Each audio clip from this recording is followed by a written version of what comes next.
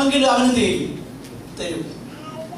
Alcohol എന്ന് പറയുന്ന സാധനം മനുഷ്യന്റെ ബോഡിയിൽ ക്രമത്തിൽ അധികമായാൽ എന്താണ് ഉണ്ടാകുന്നതെന്നുള്ളതൊക്കെ അവൻ വിശദീകരിക്കും, അറിയാം. ഇതിനാണ് ബുദ്ധിപരമാകുന്ന സമ്മതം എന്ന് പറയുന്നത്. ഇന്റലക്ച്വൽ അസെന്റ് എന്ന് ഇംഗ്ലീഷിൽ പറയും. ഇന്റലക്ച്വൽ അസെന്റ്, ബൗദ്ധികമാകുന്ന സമ്മതം. സമ്മതിച്ചു, ശരിയാ, ഇതെല്ലാം ദോഷമാണ്, ശരിയാ. പക്ഷേ ഇത് ദോഷമാണെന്ന വസ്തുത ഇവന്റെ പ്രായോഗിക ജീവിതത്തിന് ഒരു ബന്ധവുമില്ല. അത് വ്യക്തമാക്കാൻ ഒരു വാക്യം വായിക്കും. യാക്കോബിന്റെ ലേഖനം 2-ാം അധ്യായം 19-ാം വാക്യം. യാക്കോബിന്റെ ലേഖനം 2:19. ദൈവമേകനെന്ന് നീ വിശ്വസിക്കുന്നുവോ? കൊള്ളാം. നീ വിശ്വസിക്കുന്നുവോ? ദൈവം ഏകനെന്ന് നീ വിശ്വസിക്കുന്നുവോ? കൊള്ളാം. പിന്നെ പിശാചുകളും അപ്പൊ പൊതുവായിട്ട് അനേകർക്കുമുള്ള പിശാചുമായിട്ട് ഷെയർ ചെയ്യുന്ന ഒരു വിശ്വാസമുണ്ട്. ഏതാ ഈ വിശ്വാസം? ദൈവം ഏകനെന്ന് നീ വിശ്വസിക്കുന്നുവോ? കൊള്ളാം. നീ വിശ്വസിക്കുന്നത് മാത്രമേ ഉള്ളൂ. പിശാചാന്നെ വിശ്വസിക്കുകയും ചെയ്യുന്നുണ്ട്, വിറയ്ക്കുകയും കൂടെ ചെയ്യുന്നുണ്ട്. വിറയലോടുണ്ട്. നിനക്ക് വിശ്വാസമേ ഉള്ളൂ ബുദ്ധിപരമായിട്ട്. ദൈവം ഏകസത്യ ദൈവമേ ഉള്ളൂ. ശരിയാ. നോക്കിയേ, ബുദ്ധിപരമാകുന്ന സമ്മതം, ബുദ്ധിയിൽ അറിയാം. പക്ഷെ ഇത് ജീവിതവുമായിട്ട് ഒരു ബന്ധവുമില്ല. അതാ ഞാൻ മുമ്പേ പറഞ്ഞ ഉദാഹരണം. ബുദ്ധിപരമായിട്ട് അറിയാം, പക്ഷെ ജീവിതത്തിൽ, പ്രായോഗിക ജീവിതത്തിൽ ഇതിന് യാതൊരു ബന്ധവുമില്ല. അപ്പൊ ഇതിനെ വിശ്വാസം എന്ന് പറയും. അറിയട്ടെ, അതൊന്നും നമ്മൾ വിശദീകരിക്കേണ്ട ആവശ്യമില്ല. അടുത്തത് 3-ാമത്തെ വിഷയമാണ് നമ്മൾ തുടർന്ന് പഠിക്കാൻ പോകുന്ന വിഷയം. അത് വ്യക്തിപരമായിട്ട് ഒരു ദൈവ മകൻ യേശുക്രിസ്തുവിലൂടെ വിശ്വാസത്താൽ ദൈവ മകനോ മകളോ ആയി തീർന്ന ഒരു വ്യക്തിക്ക് ദൈവത്തിലുള്ളതാകുന്ന വ്യക്തിപരമാകുന്ന ആഴമാകുന്ന ആത്മബന്ധവും ആശ്രയബോധവും, ഒന്നുകൂടെ പറയാം, വീണ്ടും ജനിച്ച ഒരു ദൈവ പൈതലിന് ദൈവത്തിലുള്ള ആഴവും അചഞ്ചലവുമാകുന്ന ആശ്രയബോധവും വ്യക്തിബന്ധവും, അതാണ് വേദപുസ്തകം പഠിപ്പിക്കുന്ന വിശ്വാസം. നമ്മളിപ്പോ പഠിപ്പിക്കുന്ന വിശ്വാസം എന്ന് പറഞ്ഞാൽ, ഈ വിശ്വാസം എന്നുള്ളത് ഇതൊരു റിലേഷൻഷിപ്പ്. അത് ആദ്യം ഒന്ന് പറഞ്ഞ് ഞാൻ അടുത്ത വിഷയത്തിലേക്ക് പോകാം. വിശ്വാസം എന്നുള്ളത് റിലേഷൻഷിപ്പ്. എന്തുകൊണ്ടാണ് റിലേഷൻഷിപ്പ്? ഞാൻ പറയാം. ഇപ്പൊ നമ്മുടെ ഏറ്റവും അടുത്ത ആളെന്ന് പറയുന്നത് നമ്മുടെ ഭാര്യയുടെ ഭർത്താവ്. വർഷങ്ങൾ കഴിയുന്തോറും the more you know that person, നമ്മൾ ഏറ്റവും ആ വ്യക്തിയെ അറിയുന്തോറും, the more you know that person, the more confidence you have in that person. ഇതൊരു ഐഡിയൽ സിറ്റുവേഷൻ കേട്ടോ, ഐഡിയൽ സിറ്റുവേഷൻ. എങ്ങനെ ആ സംഗതി ആയിരിക്കേണ്ടതെന്നുള്ളതാണ് ഞാൻ പറഞ്ഞു. എല്ലായിടത്തും അങ്ങനെ അല്ലെങ്കിൽ God help us. ഇത് ഐഡിയൽ സിറ്റുവേഷൻ ആണ് ഞാൻ പറഞ്ഞത്. ഉദാഹരണത്തിന്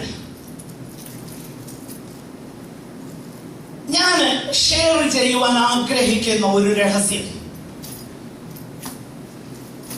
ഞാൻ വഴിയെ പോകുന്ന ഒരു മനുഷ്യനെ ഇങ്ങോട്ട് വിളിച്ച് ബസ് സ്റ്റോപ്പിൽ നിൽക്കുമ്പോൾ അവനെ ഇങ്ങോട്ട് അങ്ങോട്ട് ഒരു രഹസ്യം ആരോട് പറയുന്നത്, പരമ രഹസ്യമാണ്. ഞാൻ പറയുകയില്ല. If I do that, I'm a fool. കാരണം I don't know that person. മനസ്സിലായോ? അല്ലെങ്കിൽ ഞാൻ പെട്ടെന്ന് മനസ്സിലാകാൻ വേണ്ടി പറയാം. പെട്രോൾ സ്റ്റേഷനിൽ ചെന്നു. അപ്പോഴാണ് മനസ്സിലായത് പിന്നെ കയ്യിൽ പൈസ ഇല്ല. ഉടനെ ഓർത്തു കാർഡുണ്ട്. അപ്പൊ ഞാൻ പെട്രോൾ അടിച്ചുകൊണ്ടിരിക്കുക, എനിക്ക് പൈസ വേണമെന്നല്ല. അപ്പോൾ ഉടനെ ഉണ്ട് പോയി എടുക്കാനോ ഉള്ള നിവൃത്തിയില്ല. അപ്പൊ അപ്പുറത്തൊരു ATM മെഷീൻ കാണാം. ഉടനെ വഴിയെ പോകുന്ന ഒരുത്തനെ വിളിച്ചേച്ച ഈ കാർഡും അങ്ങോട്ട് കൈ കൊടുത്ത് ഇതാണ് എന്റെ പിൻ നമ്പർ എന്ന് പറഞ്ഞ് അവന്റെ കൈ കൊടുത്ത് വിടുമോ? വിടുകയല്ല. അതേസമയം എന്റെ ഒപ്പം എന്റെ വൈഫ് ഉണ്ടെങ്കിൽ she already knows the number. ചില സഹോദരന്മാരുടെ ഭാര്യമാർക്കൊന്നും നമ്പർ അറിയത്തില്ല. She knows the number. I will ask her to go and get the money. Why? Because I know that person. മനസ്സിലായോ? അതാണ് ട്രസ്റ്റ്. അപ്പോൾ ഈ ട്രസ്റ്റ് എന്നുള്ളത് it is A growing relationship. Growing relationship, വളർന്നുകൊണ്ടിരിക്കുന്ന ബന്ധം. എത്രത്തോളം നമ്മൾ ആ വ്യക്തിയെ അറിയുന്നോ, എത്രത്തോളം ആ വ്യക്തി വിശ്വാസ യോഗ്യയാണ് എന്ന് തിരിച്ചറിയുന്നുവോ അത്രത്തോളം നമ്മൾ ആ വ്യക്തിയെ ട്രസ്റ്റ് ചെയ്യുക. മനസ്സിലായോ? ട്രസ്റ്റ് ചെയ്യുക. ഇതാണ് ദൈവത്തിലുള്ള വിശ്വാസം. അപ്പൊ അതുകൊണ്ടാണ് വിശ്വാസം എന്നുള്ളത് വളരുന്ന ഒന്നാണ്. നമ്മുടെ വിശ്വാസ ജീവിതത്തിന്റെ ആയിരിക്കരുത് ഇപ്പോൾ നമുക്ക് ദൈവത്തിലുള്ള വിശ്വാസം. It should grow. Because the more you know God, there is nobody trustworthy than my Lord. ആശ്രയയോഗ്യനായി, വിശ്വാസയോഗ്യനായി നമ്മുടെ ദൈവത്തെ പോലെ ഒരുവനില്ല എന്ന തിരിച്ചറിവ് ഓരോ ദിവസം കഴിയുന്തോറും നമ്മുടെ എല്ലാം ആ ദൈവത്തിങ്കൽ സമർപ്പിപ്പാൻ നമ്മളെ പ്രേരിപ്പിക്കുന്ന ഘടകമാണ്. അതുകൊണ്ടാണ് വിശ്വാസം എന്നുള്ളത് it is A growing relationship. വളർന്നുകൊണ്ടിരിക്കുന്ന ഒരു ബന്ധമാണ്. ആ വളരുന്ന ബന്ധമെന്നുള്ളത് ദൈവത്തോടുള്ള അനുസരണവുമായിട്ട് ബന്ധപ്പെട്ടാണ് നിൽക്കുന്നതെന്നുള്ള കാര്യം പെട്ടെന്ന് ഞാൻ പറഞ്ഞു പോകട്ടെ. അത് നമ്മൾ പിന്നീട് കാണും, എങ്കിലും പെട്ടെന്ന് പറയട്ടെ. കാരണം ഒരുപക്ഷെ സുവിശേഷത്തിൽ നിങ്ങൾക്ക് മനസ്സിലാകാൻ ബുദ്ധിമുട്ടുള്ളതാകുന്ന ഒരു വേദഭാഗം മനസ്സിലാകാൻ വേണ്ടി പറയുക. കർത്താവിനോട് ശിഷ്യന്മാർ പറഞ്ഞു, ഞങ്ങൾക്ക് കാരണം മോളിൽ പശ്ചാത്തലം നമുക്കറിയാം, എത്ര വട്ടം പാപം ചെയ്താൽ ക്ഷമിക്കണം എന്നൊക്കെ ചോദിക്കുന്ന ആ പശ്ചാത്തലത്തില് കർത്താവ് പറഞ്ഞു 70 വട്ടം ക്ഷമിക്കണം. ഉടനെ ശിഷ്യന്മാർ പറഞ്ഞു, ഞങ്ങൾക്ക് വിശ്വാസം വർദ്ധിപ്പിച്ചു തരണം. വിശ്വാസം വർദ്ധിപ്പിച്ചു തരണമെന്ന് പറയുമ്പോൾ കർത്താവ് പറയുന്ന മറുപടി വായിച്ചിട്ടുണ്ടോ? വയലിൽ നിന്ന് വരുന്ന ഒരു ഒരു ഒരു ഒരു ദാസന്റെ ഉപമ പറഞ്ഞു. എന്നിട്ട് പറഞ്ഞു, അവൻ വന്നു കഴിയുമ്പോൾ യജമാനൻ പറയുമോ, നീ വന്ന് ഭക്ഷണത്തിനിരിക്കുക, ഞാൻ നിനക്ക് അരവെട്ടി ശുശ്രൂഷിക്കാം. യേശു കർത്താവ് പറഞ്ഞല്ലോ, നേരെ മറിച്ച് യജമാനൻ ഇങ്ങനെ പറയും, വന്ന് അരകെട്ടി എനിക്ക് ശുശ്രൂഷ ചെയ്യുക, അത് കഴിഞ്ഞിട്ട് നീ. എന്നിട്ട് പറഞ്ഞു, അവസാനം ഇങ്ങനെ പറഞ്ഞു, അവണ്ണം തന്നെ ചെയ്യേണ്ടതെല്ലാം ചെയ്തു കഴിഞ്ഞിട്ട് നിങ്ങൾ എന്തോ പറയണം, ഞങ്ങൾ അപ്രയോജന ഭൃത്യന്മാരത്രേ, ദാസന്മാരത്രേ എന്ന് പറഞ്ഞാൽ എങ്ങനെയാണ് നമുക്ക് വിശ്വാസം വർദ്ധിക്കുന്നത്?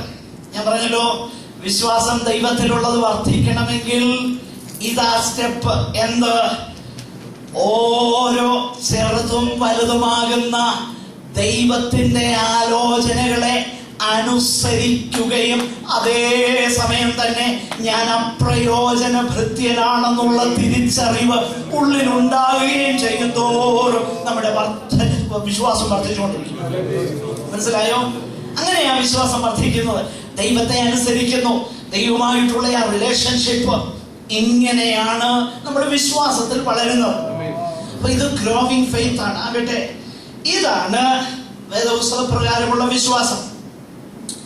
വാലൻ വേഴ്സ്ബി എന്ന് പറയുന്ന ആ ദൈവവൃത്തൻ ഈ വേദഭാഗം കമന്റ് ചെയ്ത കൂട്ടത്തില് അദ്ദേഹം പറഞ്ഞ ഒരു വിഷയം ഞാനൊന്ന് വായിച്ചിട്ട് അത് പെട്ടെന്ന് മലയാളത്തിൽ പറഞ്ഞ് വിശദീകരിച്ച് മുൻപോട്ട് പോകാം. അദ്ദേഹം പറഞ്ഞേക്കുന്നത് ഇങ്ങനെയാണ്: The biblical faith is confident obedience to God's word in spite of circumstances and consequences. ഞാൻ ഒന്നുകൂടെ പറയാം. The biblical faith is confident obedience to God's word in spite of circumstances and consequences.